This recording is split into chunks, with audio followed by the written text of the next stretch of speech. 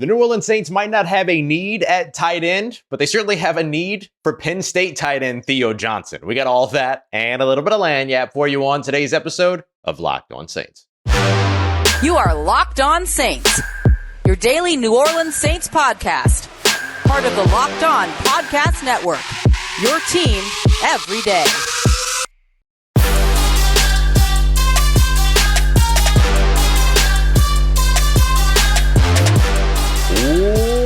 What is good, Who Dat Nation and Who Dat family? I am your host, Ross Jackson, New Orleans native, your New Orleans Saints expert, credentialed member of the media covering those New Orleans Saints as a senior writer and reporter over at Saints News Network. And on today's episode, we're going to be taking a look at answering some questions for our mailbag, leading off, of course, with where the New Orleans Saints are with their salary cap and what moves they have left that they can make. We're also going to be taking a look at defensive back workouts from the combine. While position like cornerback might not necessarily be a big need, a new need is present at safety. How will the New Orleans Saints address that, and which NFL draft prospects might be the best fits? And to lead us all off here, we got to talk about the tight end workouts and drills from the NFL Combine, because one guy that we've been keeping our eyes on here all throughout the offseason so far absolutely balled out. We got all that coming up for you on today's episode. We appreciate you very much for being an everydayer here on Locked On Saints and for making us your first listen of the day here on the Locked On Podcast Network, your team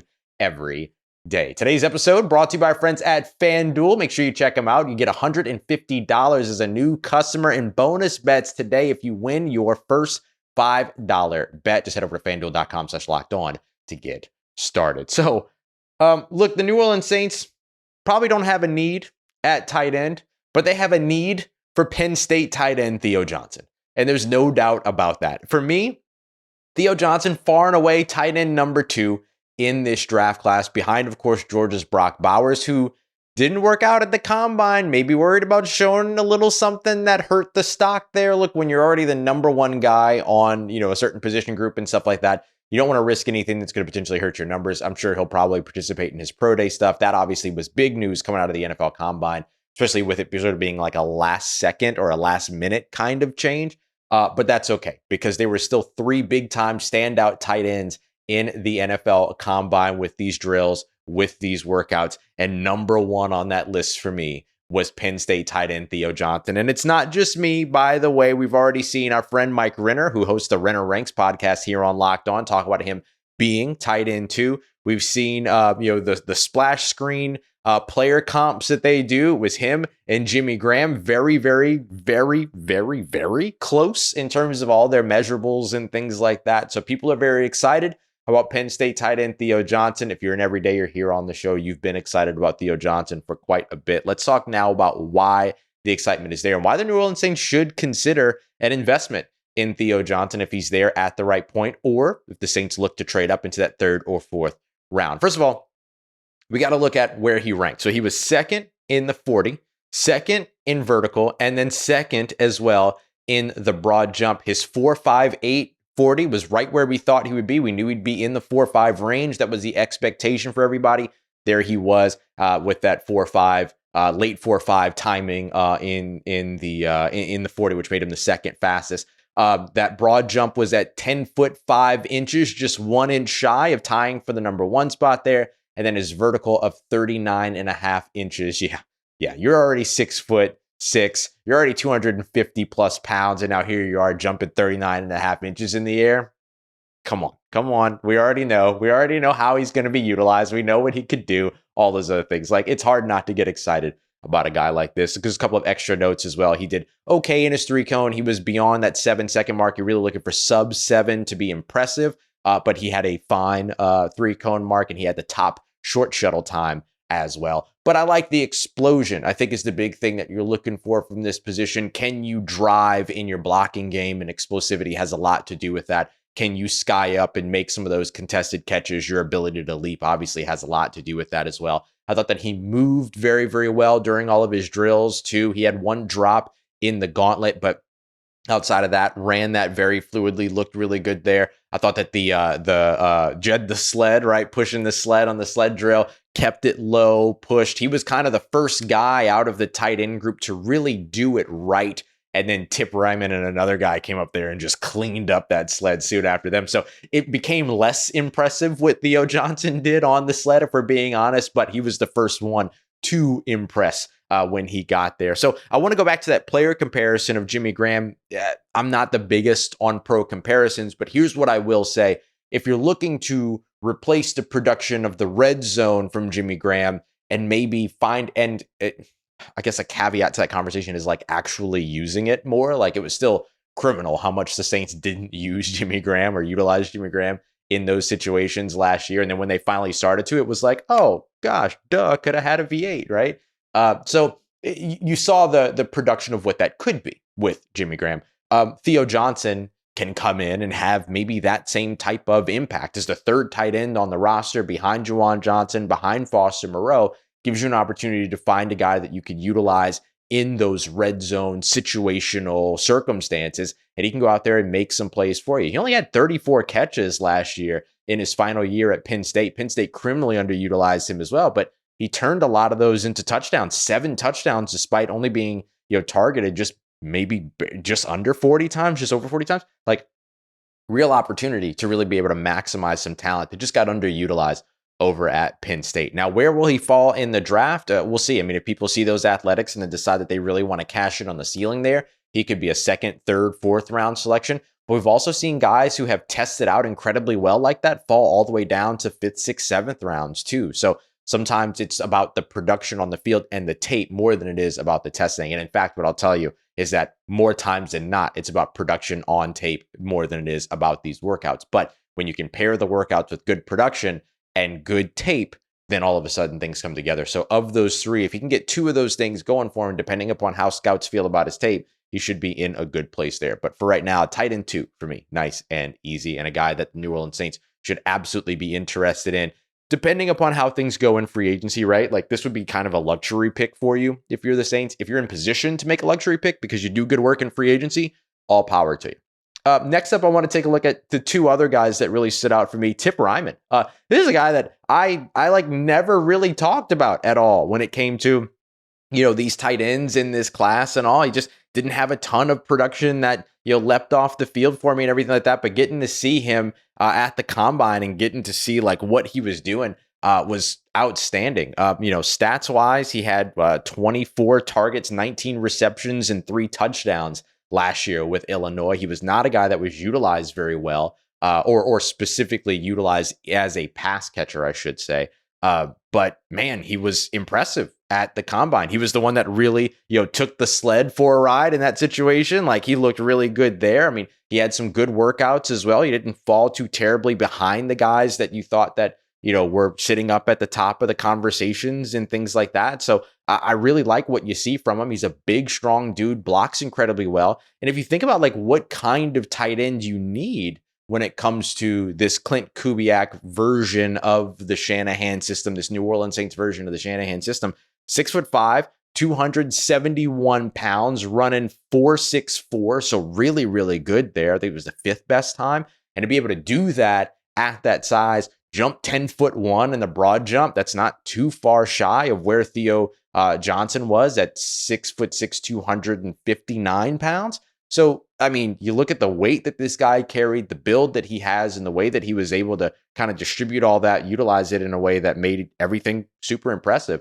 But when you think about, again, that the prototype that you need, and we're going to answer this a little bit more in a question as we wrap up the show, but one of the things skill set wise is that you need to be able to block. You got to be able to be out there and be versatile on the field. And I think that that's something that you learned a little bit more about when it came to Tip Reiman, because he didn't get a lot of pass catching opportunities there.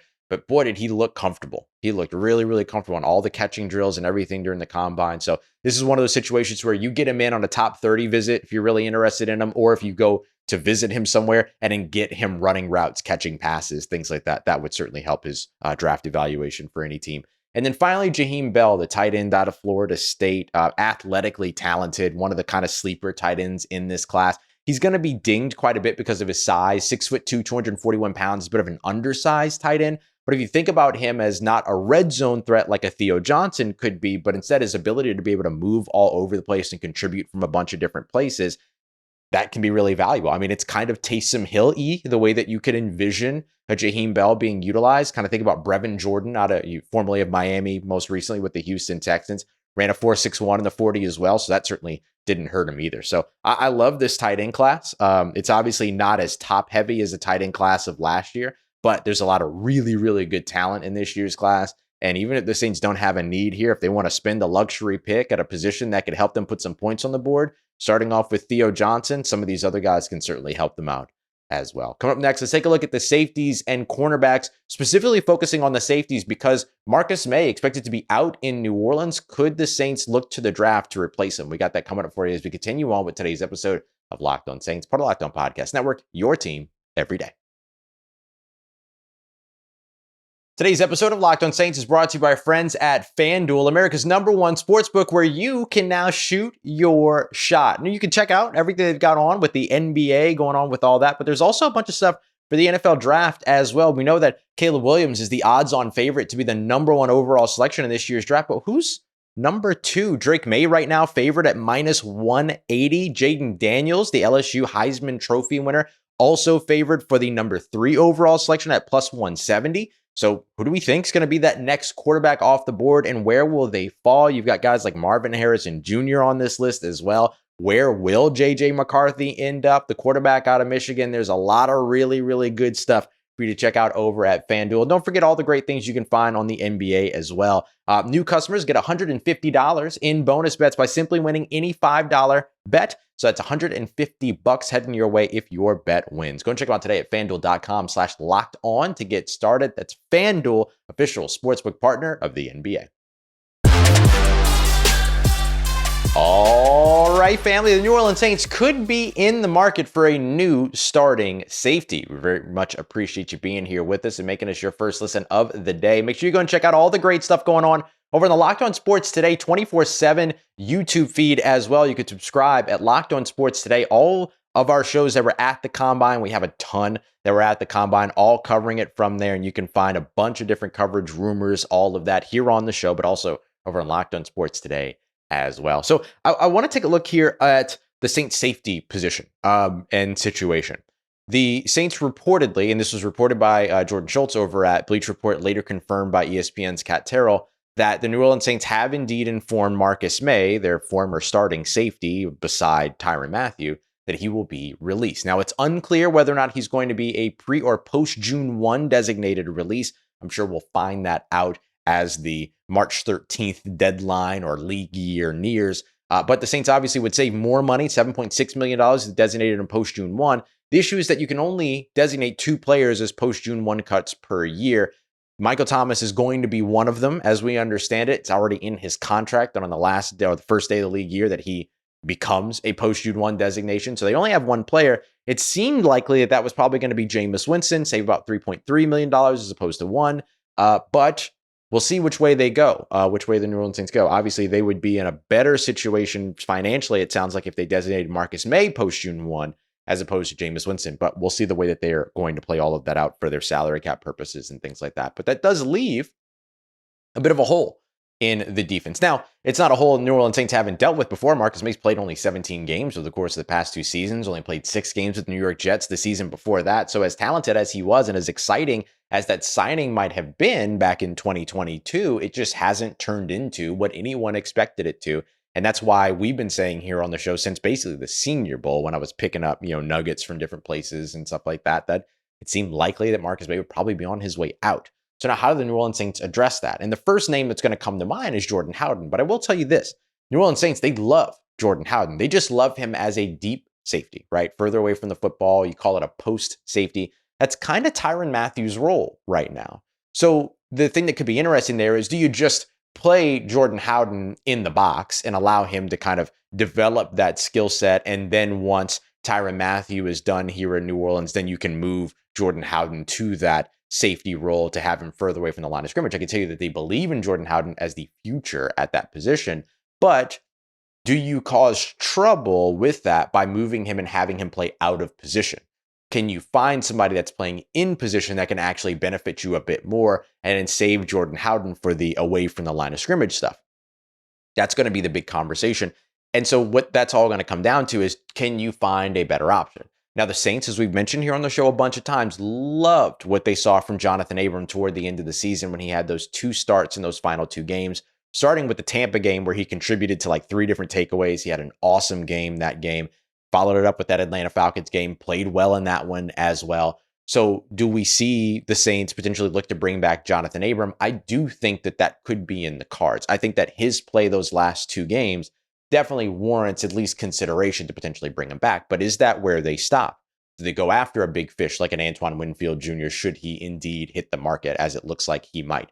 Do they go to guys that are maybe names in the NFL that are veteran but aren't really the biggest names out there, like a Kyle Duggar, who's expected to hit free agency, like a Jeremy Chin, who's expected to hit free agency? I mean, you want to talk about a couple of guys that can come downhill and put some hits on players, on ball carriers and everything. That's their role. Like, that's a thing that they do. And maybe they were asked to do with the Patriots, with the Panthers, respectively, things that are a little bit different and outside their wheelhouse. That wouldn't be the case coming here to New Orleans. Now, you got to show a little bit of versatility, right? You got to be able to do 20-something% of your snaps deep in split safety situations and things like that, but that's okay. You'll take that. So for any of those 3 options, could make a lot of sense.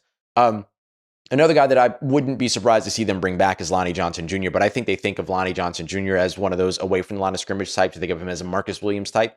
And so I don't think that you'll see him come in and effectively replace Marcus Maye as a box safety with some versatility. So they could look to the draft to get this done. So there have been a couple of names that we've talked about here on the show before and that we've tossed around in mock drafts and stuff. Kenny Logan Jr., Quinton Oladapo, all that. Oladapo tested at the combine. He tested a little bit slower than you might like, 4.58 40, but we talked about that on the show, that's probably what you would expect. But a lot of the safeties that showed, top end speed were the guys that you're going to see further away from the line of scrimmage for the most part anyway. The ball hawking guys like a Taylor Demerson or like a Cole Bishop coming out of Utah, all of that. So I'm actually going to give you a couple of names of players that I really, really like that could fit in for the New Orleans Saints in the NFL draft, but they didn't participate in the combine. And I think this is where the combine really screwed up, is that they really went for the DBs. And we saw guys like Nate Wiggins. We saw guys like, Quinyon Mitchell blow up the combine running 4.2s, 4.3s, things like that. The combine really invested in, deep safeties and things like that. But you didn't see some of the better box safeties in this year's draft get a ton of attention going into this one. A couple of examples of guys that are that were there. James Williams, the big safety out of Miami, ran a 4.65. So a lot of people are going to turn their nose up at it. But I mean, you look at James Williams as a guy that's practically a linebacker, playing at like 6'3", 215, 220 something in terms of like variable weight that he would utilize and stuff like that. You're not super surprised that he's not the fastest dude in the world. Quinton Oladapo out of Oregon State, another guy that we talked about. But I'll tell you what, man, the 2 players that I think would be great fits for the New Orleans Saints as potential box safeties in this year's draft, which I'll give you something else here in a second, but there are 2. Trey Taylor out of Air Force, Mark Perry out of TCU. Both of these guys have visited with the New Orleans Saints because of their work with other bowls, East-West Shrine Bowl, stuff like that. Trey Taylor is a guy that plays down in the box. He led his team in tackles for the last 2 seasons, 76 last year. Could be the first Air Force player that we could see potentially getting that kind of attention, or one of the first. He played 327 snaps in the box last year, 200 deep, 299 in the box. The year before that, 199 deep. So you can see he was a little bit more of a box safety. Also played over 100 snaps in each of the last 3 years in the slot as well. Now he's got a passer rating allowed when targeted of 50.9. So not bad in coverage, by the way. He's got a great coverage grade, depending upon how much stock you put in that. He's got 3 interceptions, several forced incompletions, things like that, all in 2023. But he also had 15 run stops, and he's been a very good tackler. Really, really solid tackler during his time. So a guy like Trey Taylor, who met with the Saints at, I believe it was the East-West Shrine Bowl, forgive me if that's incorrect, but who met with him, he could be a good option for them. Now, Mark Perry's another one who met with the New Orleans Saints at the Shrine Bowl. Weighed in 6 foot, 215 pounds, somewhere around there. Has a nice forcing completion rate in that he makes plays on the ball when he's there, but he's not really like a super coverage guy. I think you want him in the box. He's played over 300 snaps last year in the box, over 400 snaps in the box the year before that. Has played, 160 snaps in the slot back in 2022. So he played a lot in the slot, a lot in the box, all those other things. And he met with the Saints twice at the Shrine Bowl, which is unique and does stand out. So guys like Mark Perry, guys like Trey Taylor, I would even put a little bit more stock in names like that than I would some of these box safeties that performed in the NFL Combine. So it could be interesting to see exactly how all that plays out. But I do think the Saints will at least be in the market. Maybe they go free agency, which is the thing I was going to say where I was like, I'll get to that. They might go free agency to try to find another guy and then maybe draft a rookie, bring back somebody that they're familiar with, like a Jonathan Abram, and then see who works over the course of training camp. But I do think that taking as many swings as possible here will be necessary for the New Orleans Saints. Coming up next, we're going to be answering some of your questions, starting off with where are the New Orleans Saints on the salary cap and what are some moves that they have left. We got that coming up for you as we continue on with today's episode of Locked On Saints, part of Locked On Podcast Network, your team every day. The show is sponsored by BetterHelp. Think about it. If you had an extra hour in your day, how would you spend it, right? We all talk a lot about how we could use a little bit more free time, things like that. But the big question is time for what? It's time for you to figure out the things that you're passionate about, the things that matter to you, and then do more of that. And that's where therapy can have a major impact because it can help you find those things. If you're thinking about trying therapy or starting therapy, BetterHelp is absolutely the place to head. I've used BetterHelp. I do use BetterHelp. I have since 2020, and I highly recommend it as well. It's entirely online. It's designed to be convenient, suited to your schedule, flexible. All of that helps when it's entirely online, right?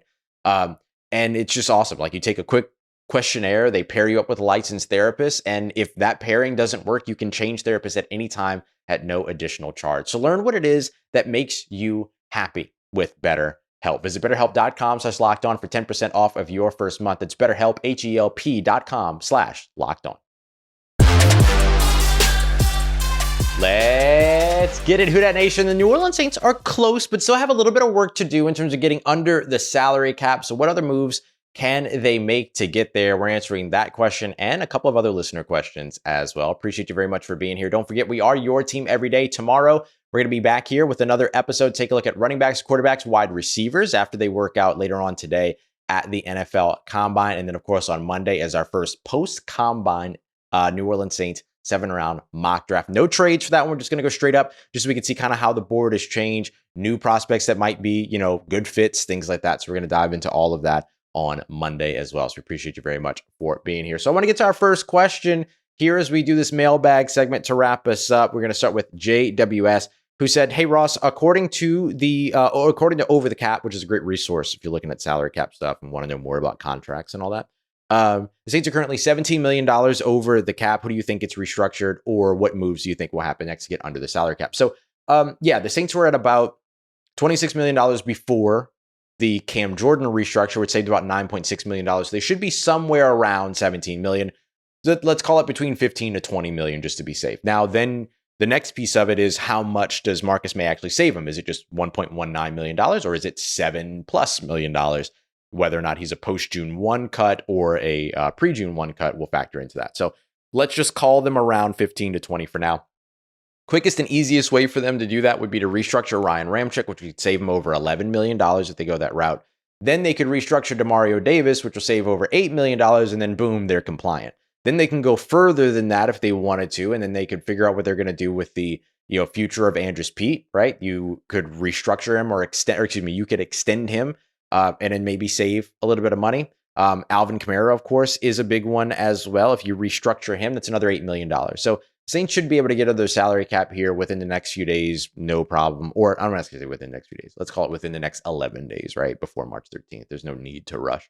And then we'll see what happens with Taysom Hill too. I get a feeling just asking around at the Combine in Indianapolis that the Saints don't really necessarily see Taysom Hill's contract as prohibitive in any way. So maybe they don't touch it. Maybe they could touch it. Maybe they could do something with it. I'm not sure, but they've got a lot of great ways to be able to just continue to move and get under the salary cap, and they'll be fine. And then there's more savings on the way with the eventual post-June 1 cut of Michael Thomas. That'll save like $1.2 million. Same thing with Jameis Winston, $1.2 million there as well.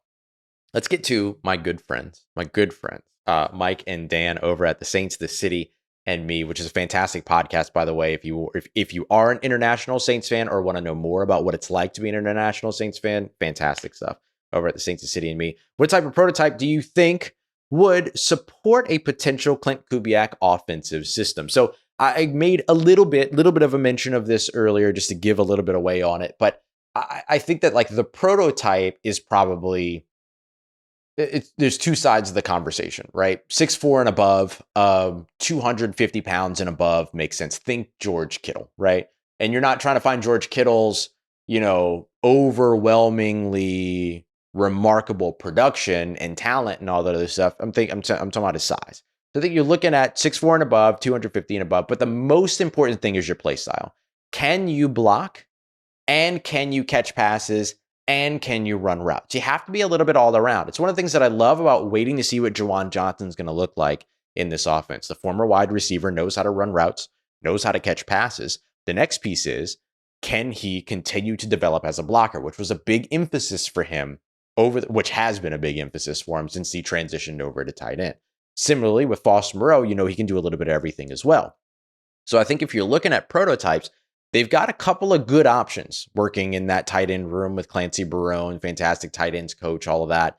Now, maybe you're looking for guys like Theo Johnson, like Tip Reiman, who can come in, bring size, but also a little bit of versatility. So while the prototypical conversation is usually about size, I do think that in this case, in this offense, you have to be able to block and catch and run with the ball in your hands and without the ball in your hands. Like, you got to be able to do all of those things.